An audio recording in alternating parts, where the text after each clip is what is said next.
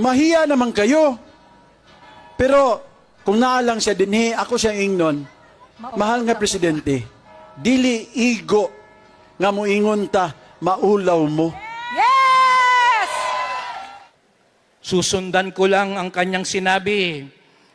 Tumigil na. Tama na. Maawa na kayo sa taong bayan. Mahiya naman kayo. Bumaba na ng kusa. Okay, kumusta po ang araw na ito? Lalo sa ating mga taga-subaybay, sa ating mga vlog, sa ating mga video, sa ating mga subscriber. Marami po salamat sa inyo, sa inyong suporta. Sa ating mga kapwa OFW. Ingat-ingat po tayo. Ako'y natutuwa ba dito sa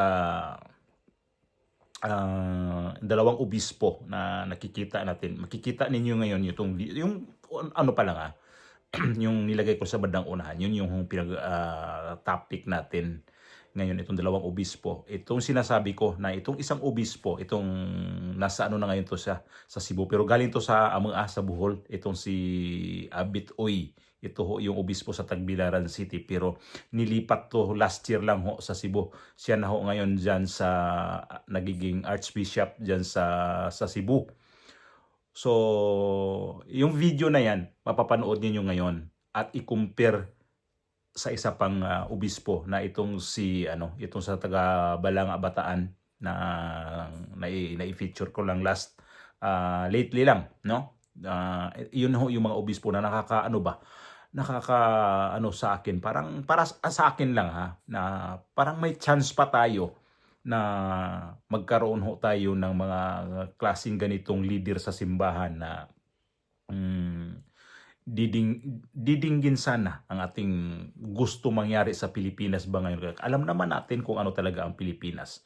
So ito muna, ilabas ko muna tong mensahe ni homily ni Archbishop Abit Uy sa Cebu. Ito muna. Ang atong presidente na dunggan ninyo, nagpadayag siya nga nasuko. Maulaw in town mo, mahiya naman kayo. Pero kung naalang siya dinhi, ako siyang ingnon, mahal nga presidente, dili igo nga moingon ta, maulaw mo. Yes! Kung tinuod siyang seryoso, kinahanglan mangusog siya o paliguno niya ang mga balaod sa transparency o accountability. Yes. Di ni madagpulong ra nga maulaw mo. Correct. Kinahanglan transparency, accountability. Nanatay mga balaod ana, pero wa gyud nila pangusgi pagpatuman. Yes. Anda ko pangutana ngano man, your guess is as good as mine. Yes! Kabalo na ta. Nganong ilang mapangusgan, mahubsan sila. Og di sila musugot nga kawad-an sa ilaha nga makuha nga katigayunan. O di ba? Patungkol pa rin ho. Naintindihan ninyo, pero may may subtitle doon sa video na yun kung nasundan ninyo. Pwede niyo i-play niyo ulit kung ano yung kung sa hindi ho nakaintindi lang sa Bisaya. Nandun ho yung subtitle kung ano ibig sabihin nun yung sinasabi niya. Kasi Bisaya man gud na siya. Pero may subtitle, lagyan ng subtitles. Kaya pasalamat tayo doon sa naglagay nun kasi naintindihan sa mga Tagalog, gaya sa mga ibang nating na nanonood dito sa ating mga vlog na mga Tagalog na naintindihan nyo rin yon. Siguro ang Tagalog at saka Bisaya magkaano lang naman Hindi naman magkalayo talaga Yung iba naman kasi ipokrito naman magsabi ko, ay hindi ko talaga naintindihan yung pagka-Tagalog, di ko naintindihan pagka-Bisaya. Maintindihan natin. Kaya lang sa mentalidad kasi natin, nandoon pa rin talaga yung Bisaya kasi, lalo pag kaming mga Bisaya, mag-Tagalog, ang daming natawa. Kasi matigas kami magbigas. So, yung sinasabi ni Archbishop Uy, may nilagay nga doon na para mabasa nyo rin. So, yung subtitle. So, patama pa rin kay Bongbong Marcos sa sinasabi na mahiya naman kayo. At ito, i-slide ko lang itong konti, itong kay isang obispo ng Balanga Bataan. Oh. Ito, oh. Ayaw bumaba kahit pahirap na sa bayan. Ayaw bumaba kahit nagdurusa na ang mga mahihirap. Ayaw bumaba kahit binabaha na at nasisira na ang bayan. Ayaw bumaba kahit hindi karapat-dapat. Tama na. Maawa na kayo sa taong bayan. Mahiya naman kayo. O di ba magkaano sila?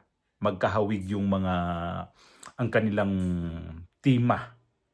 Pero magulat kayo dito sa isang pare dito, si Flaviano Villanueva. Matindi ho ito. Di ko alam kung anong matawag nyo dito sa kanyang pananalita na sobra talagang kabalasubas na pare. I-compare dito sa dalawang obispo na halata mo talagang mayroon silang narating talaga sa kanilang pagkapari. Pero ito isang pare, itong isang pare, grabe. Itong Flaviano nito, ito isang dika. Nakikita nyo na to. Naibalita to. Ito yung nag-file kasi ayaw to sa mga Duterte. O, ito yung video niya. Oh. Since 2016, I found myself journeying with those people behind you.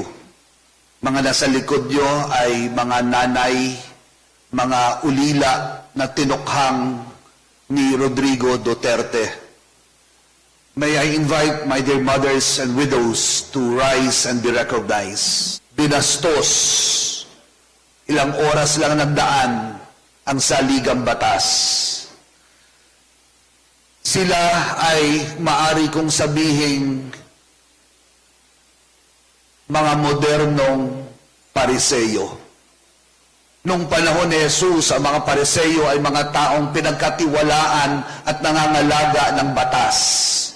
Ngayon, kapit din nila ang batas, ngunit ginagamit sa panghaharabas.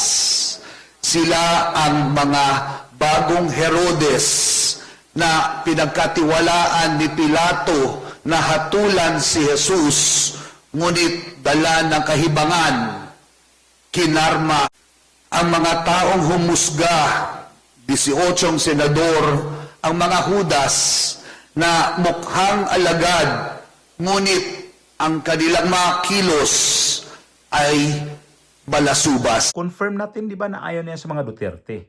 Kasi nga, unang pasok pa lang niya, yung video na niya na mga Duterte, si dating Pangulong Duterte, kaagad-agad ang kanyang tinira. Galit siya noong time na yan, doon sa impeachment ni VP Sara, yung sinasabi niyang 18 senador na ginawa niyang, sinasabihan niya ng mga Hudas. Galit siya noon dahil totally nila binasura yung impeachment ni VP Sara nung nakarang taon lang. Kaya galit na galit siya doon sa mga senador. Kaya makikita ninyo doon ang kanyang mga sinasabi na grabe ka balasubas magsalita. Alagad din to ng simbahan. Pero ang kanyang pagkaalagad, imagine niyo na lang kung anong klaseng pare ito. Yun pala. Kasi kung nakikita ninyo to, lumalabas din ang kanyang pangalan sa mga social media na nagfa-follow din daw sa yung mga porn na mga page sa Facebook. Pina-follow niya, nagda-like siya doon. Kaya ito siya, para sa akin, ang hirap, nasa harapan mo nagmimisa. Tapos, diretso talaga ang kanyang pagtumbok sa mga Duterte.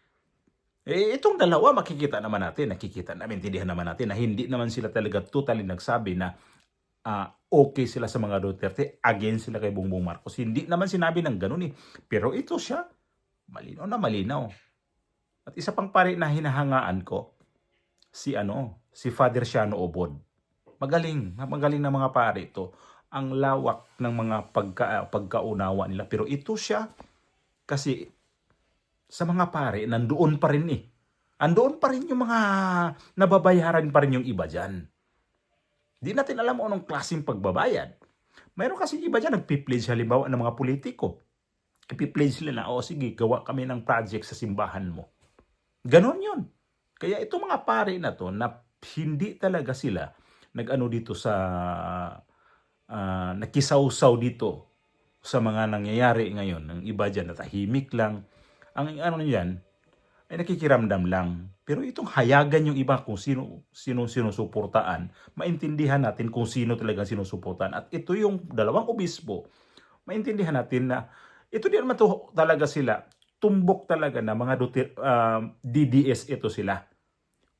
Nakikita lang nila na dapat talaga ibalanse. Yun ang gusto nila ngayon. Unlike itong isa, kung nakikita niyo to sa nagsisimba to sa nagwawali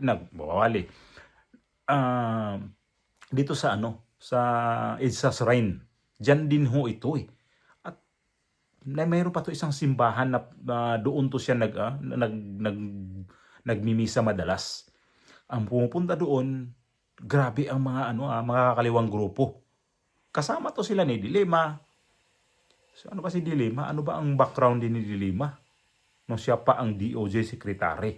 Kaya nga siya nakulong nung nasagiging senador na kasi doon niya kinukuha sa kanyang pagka-DOJ secretary, doon niya kinuha yung panggastos niya nung tumakbo siya pagka-senador.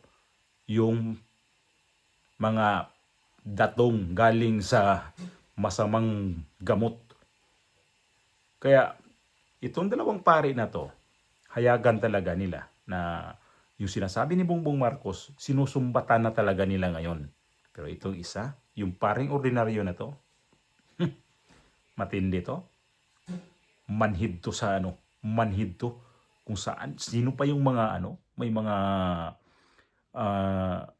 lumalabag talaga sa mga sa batas, doon to. Nakikita natin eh. Siya ng kaso ni BP Sara.